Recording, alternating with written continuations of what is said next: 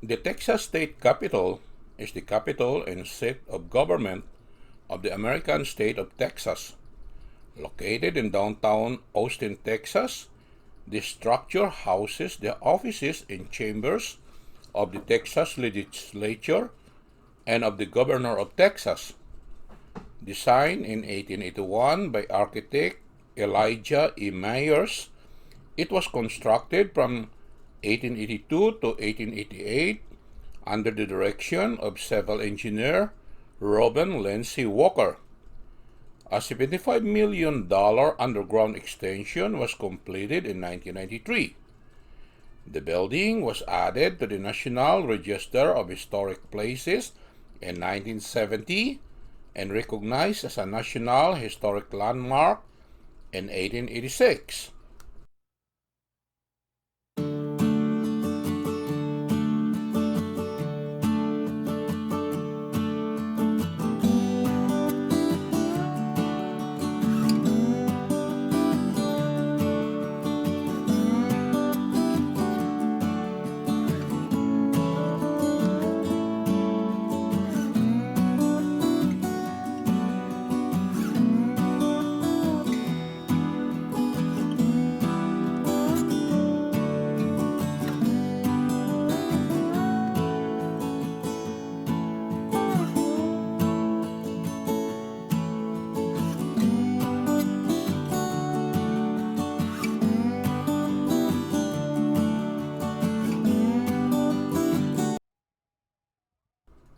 The Texas State Capitol is 302.64 feet tall, making it the sixth tallest state capitol and one of several taller than the United States Capitol in Washington, D.C. The Capitol was ranked 92nd in the 2007 America's Favorite Architecture poll commissioned by the American Institute of Architects.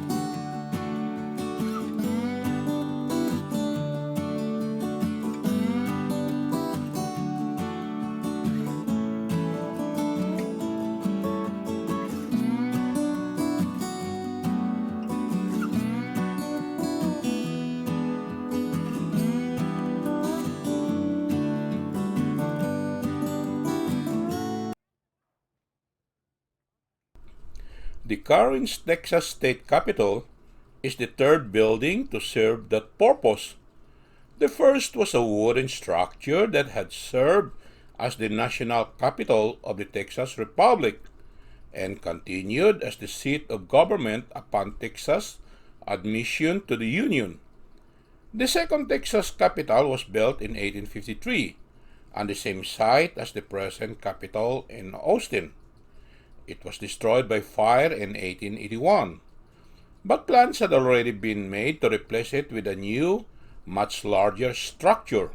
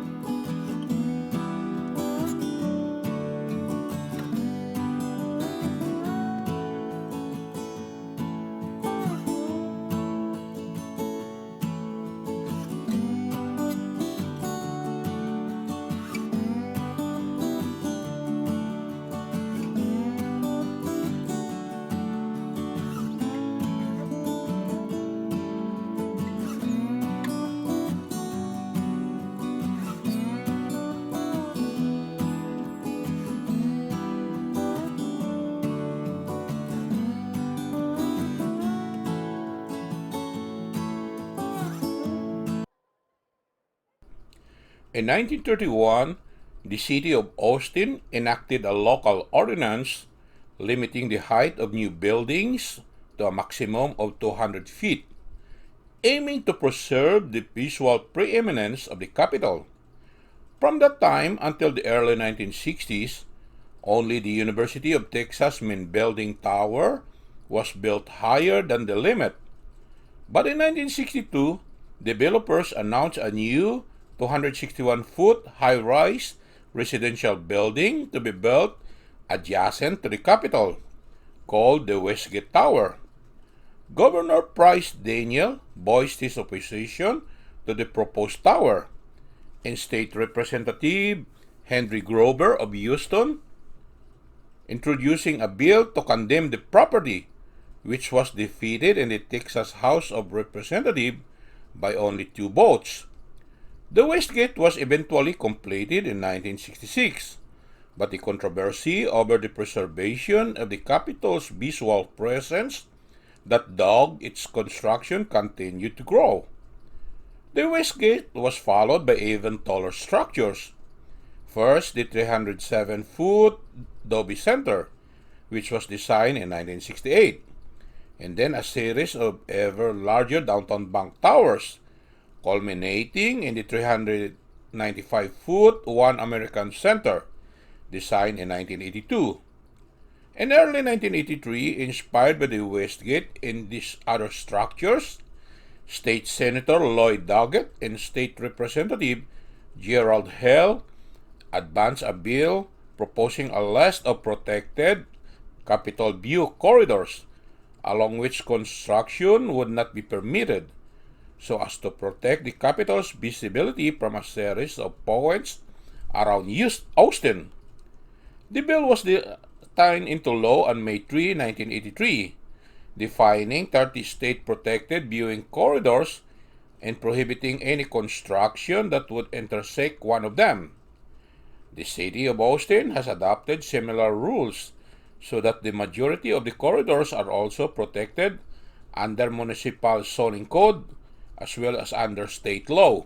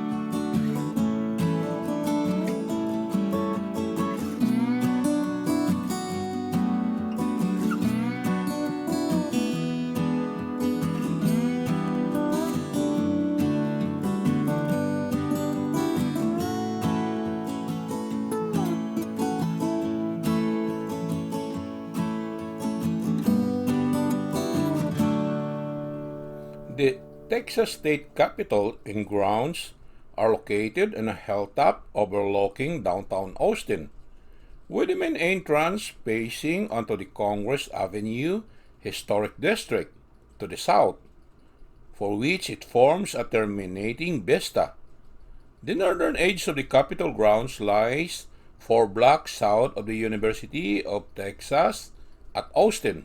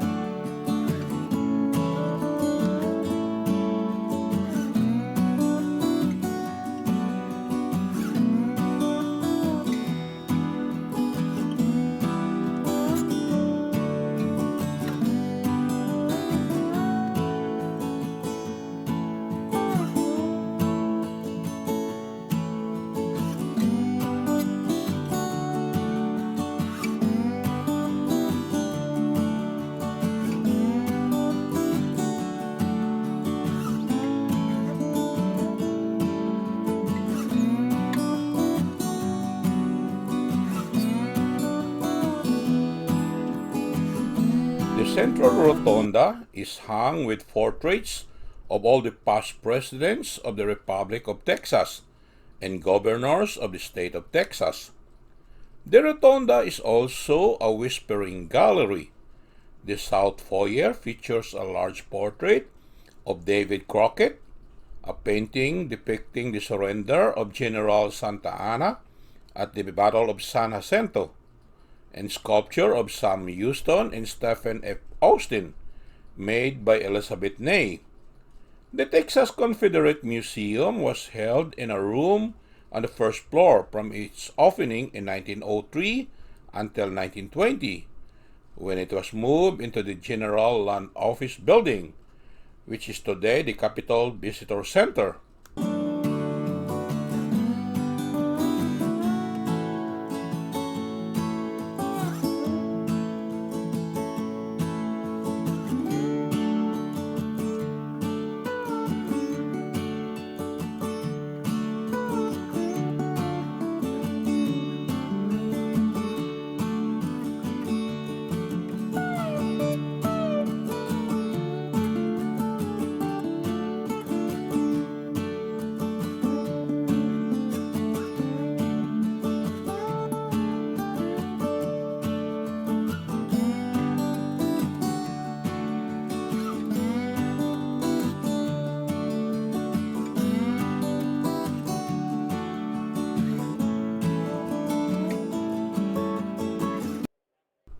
The Capitol building is surrounded by 22 acres of grounds scattered with statues and monuments.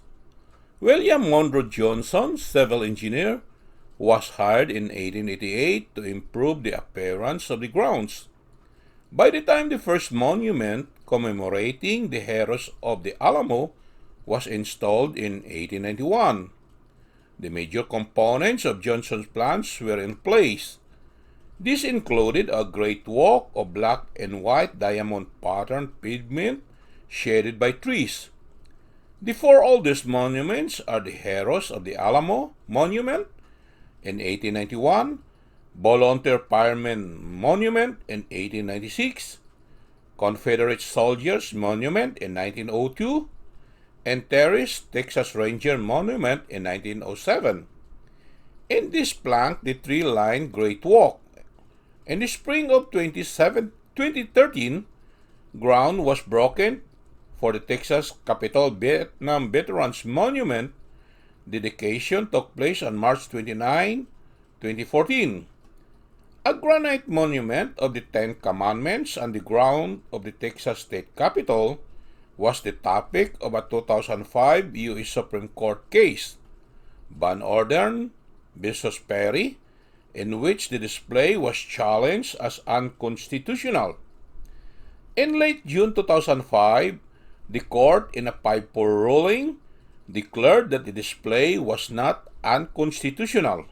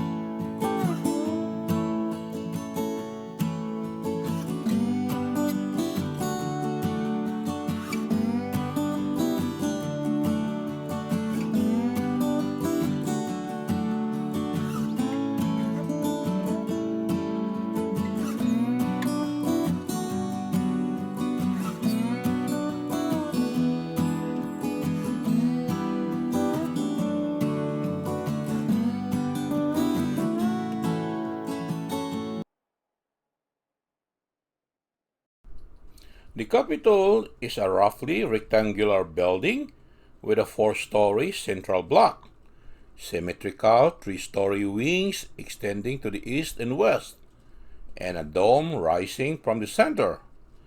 It is built in an Italian Renaissance Revival style and modeled on the designs of the United States Capitol, but with its exterior clad with local red granite. It contains 360,000 square feet of floor space, not including the Capitol extension, more than any other state capitol building, and rests on a 2.5 acres in footprints. The building has nearly 400 rooms and more than 900 windows. The interior of the central portion forms an open rotunda beneath the dome. Massive cast iron staircases flanking the rotunda connect the various levels of the building. The two chambers of the Texas Legislature, the Texas Senate, and the Texas House of Representatives meet in large double-height spaces in the center of the two wings on the second floor, overlooked by public galleries on the third floor. The remainder of the building is filled with office space, courts, and archives. Additional offices fill the underground extension.